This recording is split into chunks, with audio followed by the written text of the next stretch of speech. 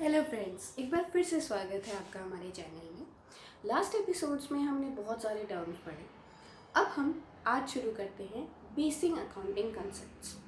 किसी भी चीज़ को नॉर्मलाइज करने के लिए, किसी चीज़ को लर्न करने के लिए हम हर चीज़ का एक नॉर्मलाइजेशन करते हैं, यानी कि वो यूनिवर्सल होनी चाहिए।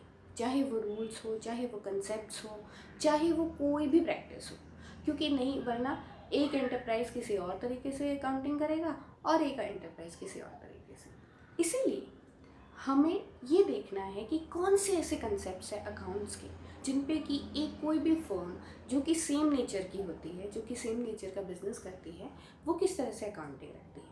इसीलिए इस अलग अलग अकाउंटिंग रखने को यूनिवर्सल बनाने के लिए और एक ही तरह से जजमेंट करने के लिए या फिर असेसमेंट करने के लिए बहुत सारे generally accepted accounting principles launch किए गए थे, या हम जिन्हें इस तरह से कह सकते हैं कि जो जनरली सभी लोग जिसे एक्सेप्ट करते हैं।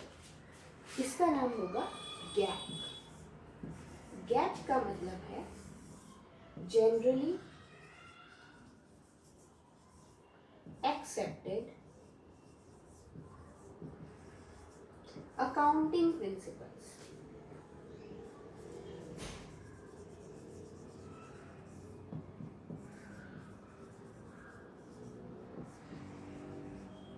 तो ये एक इंस्टीट्यूशन है, या हम कह सकते हैं कि एक ऑर्गेनाइजेशन है जो टाइम टू टाइमली चेंज करती जाती है यूनिफॉर्म अकाउंटिंग प्रिंसिपल्स और अकाउंटिंग स्टैंडर्ड्स को। अब बात आती है basic accounting concepts. Basic accounting concepts वो कंसेप्ट्स या फिर रूल्स हैं जो एक फर्म को, चाहे वो पार्टनरशिप फर्म हो, चाहे वो सोल प्रोप्राइटर हो, या कोई भी फर्म, कोई कंपनी हो या कोई एनजीओ हो, वो किस किस चीज़ों का इस्तेमाल करेगी और किस किस कंसेप्ट को वो फॉलो करेगी, दैट इज़ मोर इम्पॉर्टेंट। तो इसको याद करने के लिए, क्योंकि ये हमारे पास बहुत सारे अकाउंटिंग कंसेप्ट्स हैं, तो इन्हें मेमोराइज करने के लिए हमने एक शॉर्टकट बनाया है।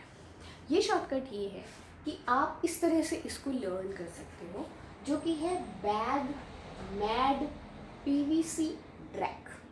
इस तरह से अगर आप फर्स्ट लेटर्स को याद करेंगे तो आपको इजी होगा मेमोराइज करने में इन सारी कंसेप्ट्स को।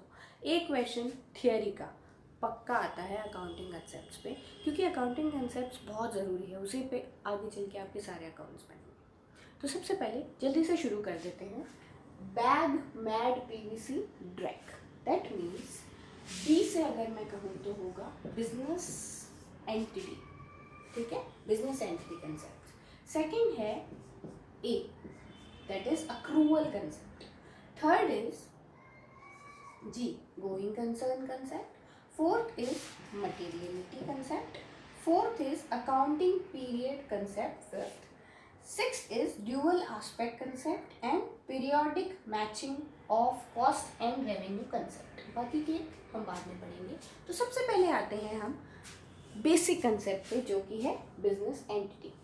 अब बिजनेस एंटिटी क्या होता है? अकाउंट्स ये कहता है कि आप एज अ ओनर, जैसे कि हमने पहले भी इस चीज़ को डिस्कस किया है, कि आप अपने बिजनेस से अलग हो। आपका बिजनेस एक अलग एंटिटी है और आप एक अलग एंटिटी हो।